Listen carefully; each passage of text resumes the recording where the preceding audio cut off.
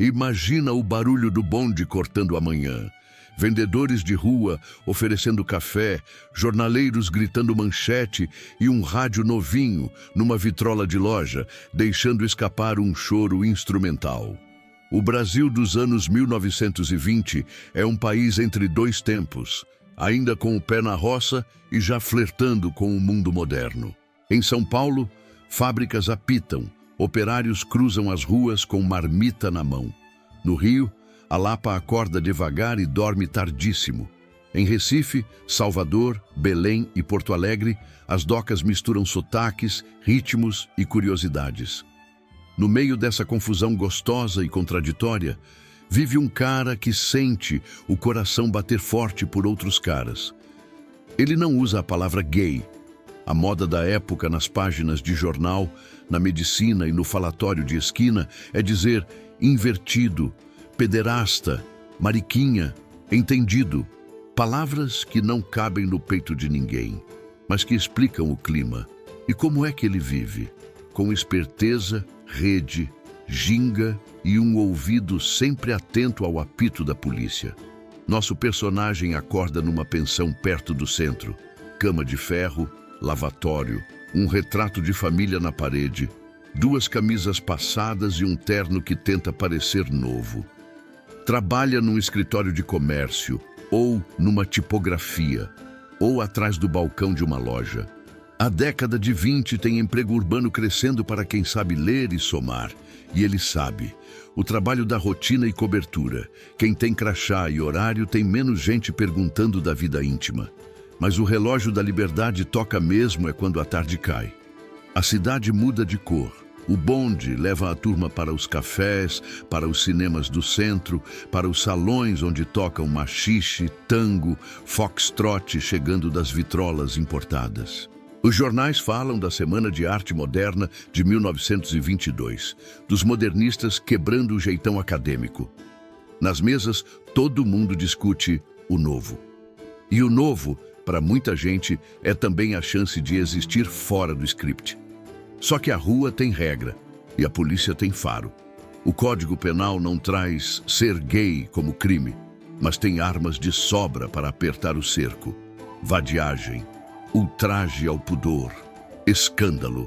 Tradução: se você foge do figurino, se dá pinta no lugar errado, se a vizinhança reclama, alguém de farda pode te conduzir para a averiguação. A delegacia de costumes, ou o chefe político do bairro, faz moralismo render manchete. Então a vida do nosso cara é uma coreografia de sombra e luz. Ele ensaia passos discretos, muda de calçada se a esquina estiver pesada, aprende a ler cara de guarda e, principalmente, a reconhecer quem é do babado num relance. Rede é tudo. Ele tem amigos entendidos no trabalho. Um alfaiate que não pergunta demais, um barbeiro que sozinho vale uma biblioteca, 2 ou 3 moças sabidas que fazem a ponte em bailes de família. Tem também os pontos, um café onde os garçons já sabem a turma, um cinema que apaga as luzes mais generosas, um jardim com bancos discretos, um beco que leva ao porão onde a música toca até tarde. Em cidades portuárias, os pontos mudam com as marés. Marinheiros, artistas de revista, músicos de passagem. Ali se aprende senha, apelido, olhar. Não é só desejo, é sobrevivência. Roupas contam história. De dia, gravata simples, sapato engraxado, cabelo bem penteado para não chamar atenção. À noite, quem pode arrisca uma flor na lapela, um lenço de seda, um chapéu ligeiramente de lado, um perfume importado que só os mais atentos percebem. Em certos salões, homens dançam entre si, de brincadeira, no embalo do machixe. Em outros, a polícia pode bater a porta a qualquer hora. Por isso, a festa boa tem regra combinada. Entrar e sair em duplas convencionais, álcool comedidamente, nada de exagero perto da janela, alguém sempre de olho na rua. Se o perigo pinta, a luz pisca 2 vezes. É bonito e triste ao mesmo tempo. Bonito porque a turma inventa mundos. Triste porque o mundo do lado de fora continua com a língua afiada. A medicina da época dá trabalho. Em consultórios elegantes e em revistas científicas, doutores juram explicar a inversão sexual com teorias de herança, nervos, glândulas. Uns falam em cura, outros em degeneração. Esse discurso escorre para a fofoca de jornal e para o ouvido do senso comum. A moral religiosa também pesa. Sermão de domingo, coluna do jornal paroquial, conselhos da tia mais velha. O resultado é que muita gente que ama homens guarda culpa no bolso e ainda assim ama e vive. E encontra alegria em coisas simples. O bilhete dobrado entregue num aperto de mão, a risada que escapa no escuro do cinema mudo, o ombro de um amigo que entende sem exemplo. A noite nos grandes centros ferve de possibilidades. No Rio, a Lapa, a Praça Tiradentes, a Cinelândia Informação. Em São Paulo, a Rua Direita, o Largo do Arouche começando a virar mapa, o Triângulo. Em Salvador, o Bairro do Comércio. Em Recife, os cafés da Rua Nova e do Porto. Em Belém, os ecos decadentes da Belle Époque da borracha. Teatros de revista fazem sátiras com tipos afeminados. Artistas transformistas arrancam aplausos. Cronistas escrevem com malícia. Tem riso, tem deboche, tem afeto, tem perigo. Muitos homens se protegem sob a capa de boêmia. Sou da noite, conheço de tudo, mas comigo não é bem assim. É tática antiga, misturar-se, desfocar a imagem, deixar que cada um imagine o que quiser, desde que ninguém leve a mão ao colarinho. Classe e cor mudam tudo. Um rapaz branco de classe média tem mais colchão se algo dá errado. Um homem negro, mulato, ou vindo do interior, com pouco dinheiro, enfrenta polícia e preconceito sem advogado e sem jornal para defendê-lo. Nos cortiços e nas periferias que crescem, a vida é mais dura e mais franca, menos vitrola e mais batuque, menos salão e mais quintal. Mas também ali se inventam redes, rodas de samba, onde todo mundo se conhece, terreiros de candomblé e irmandades católicas que acolhem sem interrogatório, cozinhas que funcionam como confessionário. A cidade é plural e a coragem tem muitas caras. A linguagem cria abrigo. Entendido é senha. É da turma? Pergunta sussurrada. Conhece lá? Referência a um bar que só quem sabe entende. Anúncios discretos em classificados pessoais, procura-se amigo para conversar sobre música e cinema, marcam encontros. Cartas viajavam dobradas dentro de livros, nomes falsos evitavam desgraça maior. Para rir em paz, o grupo cria gírias e apelidos. Rir, aliás, é terapia. Rir da polícia, rir do doutor, rir de si. Quem ri segura a alma inteira. E o amor? Ele chega de bicicleta, com flores roubadas do jardim do palacete. Chega de bonde, com uma moeda presa no bolso para o último trajeto. Chega de mão suada na sala escura do cine. Chega na serenata torta tocada de madrugada num violão desafinado. O medo ensina a economia de gesto. Uma mão que encontra outra, um olhar que demora, um boa noite, dito com a metade da voz. Há histórias de parceria longa, cobertas pelo véu da amizade de anos. Dois rapazes dividem quarto para economizar, e ninguém pergunta além do razoável. Quem ousa passa da porta para dentro. Quem não ousa aprende a se fazer inteiro no tempo que tem. Entre uma segunda e outra rola política. A República Velha vive de café com leite e arranjos regionais. A polícia é instrumento de chefe político e a moralidade vira bandeira sob medida. De vez em quando, um jornal resolve caçar escândalo de costumes e o pânico corre. De vez em quando, um cronista elegante escreve com respeito escondido, desenhando sem desenhar. E isso dá alívio. Quando a caneta não fere, a cidade respira um pouco melhor.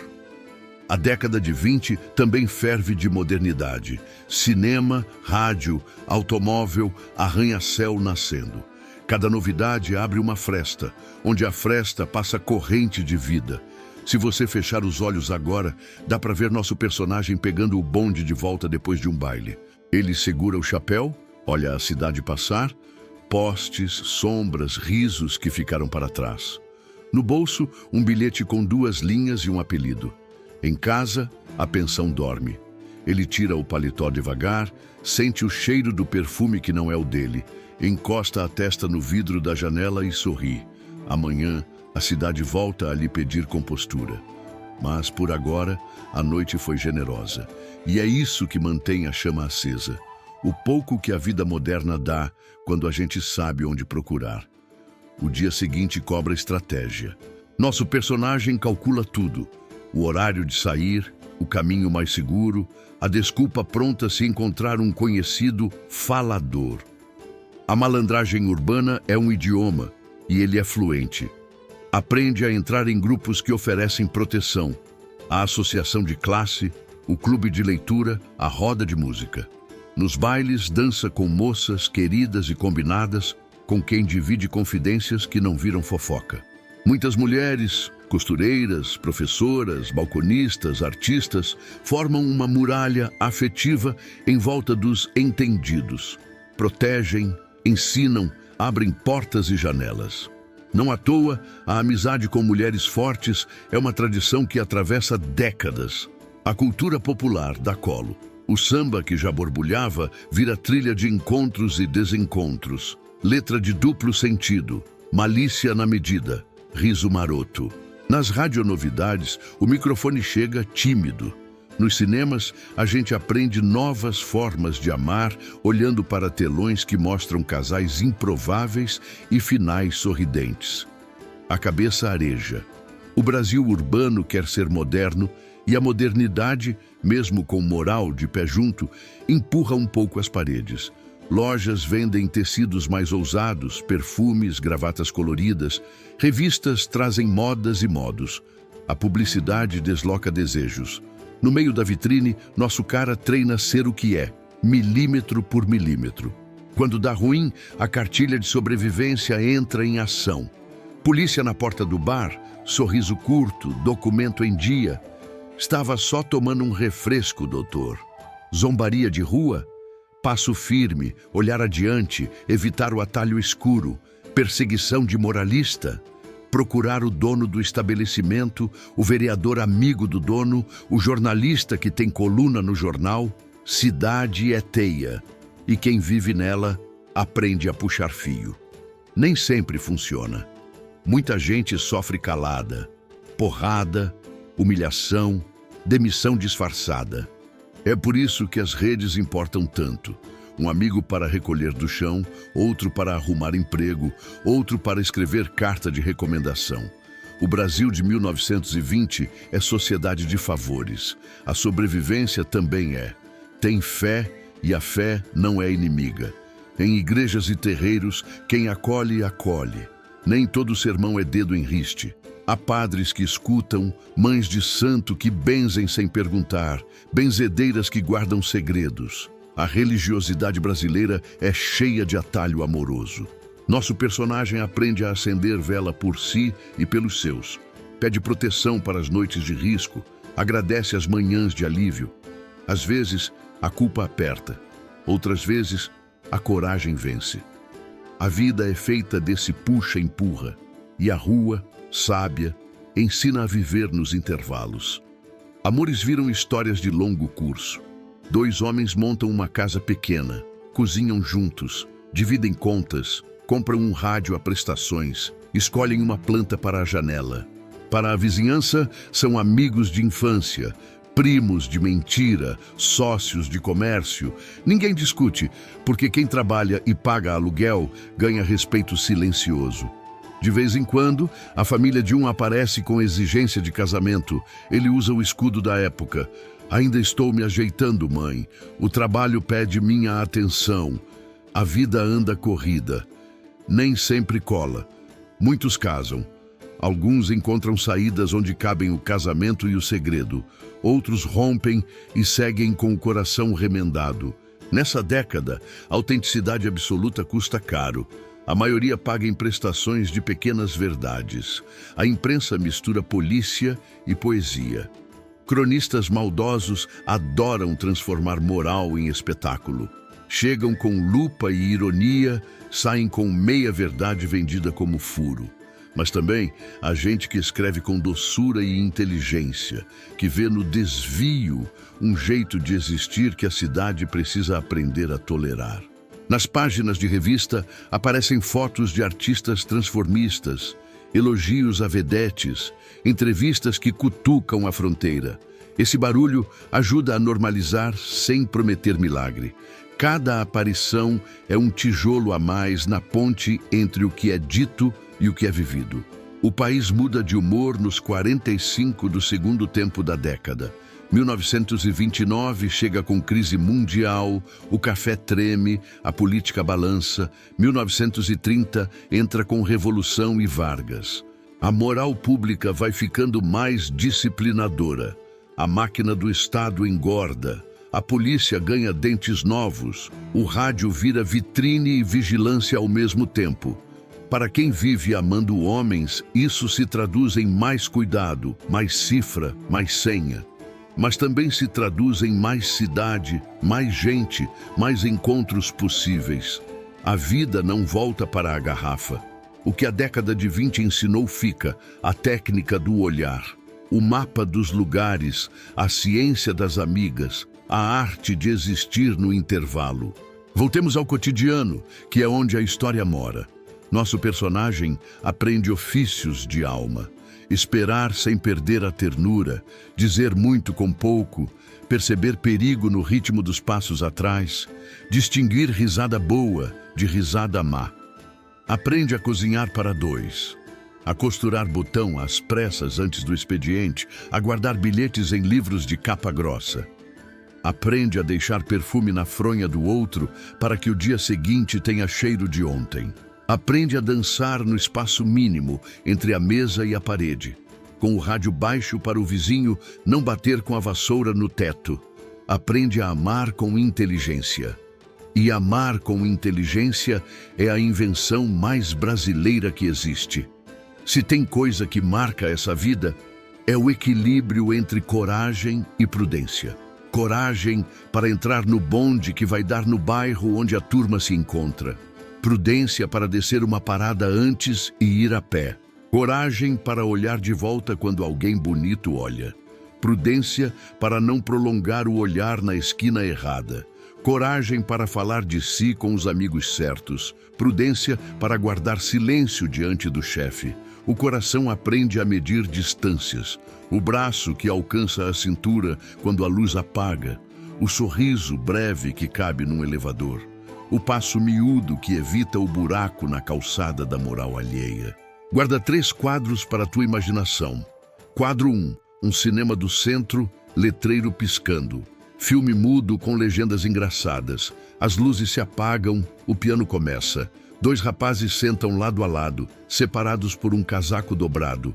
Na hora mais escura, uma mão escorrega e encontra a outra por um segundo. O mundo inteiro coube ali. Quadro 2. Uma cozinha de pensão, panela pequena no fogareiro, cheiro de alho e cebola dourando. Ele e o amigo chegam tarde, com fome e rindo. Falam de bobagem, do chefe chato, de uma música nova no rádio. Na bancada, um bilhete de uma amiga. Cuidado, vizinha nova pergunta muito. Eles riem, mas entendem a dica. O fogão chia. A vida ferve sem que ninguém veja a chama. Quadro 3. Domingo de manhã, roupa no varal, sol olhando de frente. Ele caminha até a igreja do bairro, acende uma vela, agradece a semana, pede proteção. Na saída, compra pão doce e jornal. Volta para casa com passo leve. No quarto, o rádio anuncia uma canção. Na mesa, 2 xícaras. Ele sorri. Não porque o mundo ficou fácil de repente, mas porque ele aprendeu a atravessá-lo com a própria cadência. No fim das contas, como era a vida de um gay na década de 1920 no Brasil? Era viver num país que ensaiava a modernidade e insistia no velho moralismo. Era equilibrar-se num fio entre desejo e perigo, Era construir família escolhida quando a de sangue não dava conta. Era transformar brecha em casa, esquina em ponto de encontro, bilhete em juramento. Era, sobretudo, inventar alegria onde parecia não caber. E com isso, treinar a cidade para o futuro, um gesto de cada vez. Porque de lá até aqui, a linha que liga coragem e cuidado nunca se partiu. Só foi ficando mais visível como trilho de bonde ao sol do meio-dia.